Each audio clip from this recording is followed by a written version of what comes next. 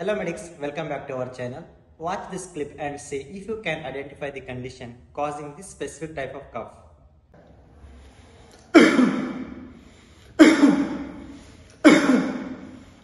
This type of cough is commonly seen in patients suffering from pharyngitis and laryngitis. Here are the key features. Deep breath before cough. The patient takes a deep breath before coughing. Single boom. The cough is typically a single loud booming sound.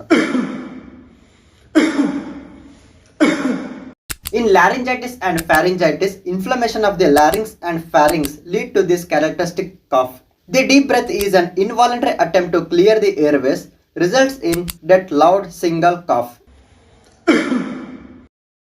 Thanks for watching. For more medical related videos, don't forget to follow us.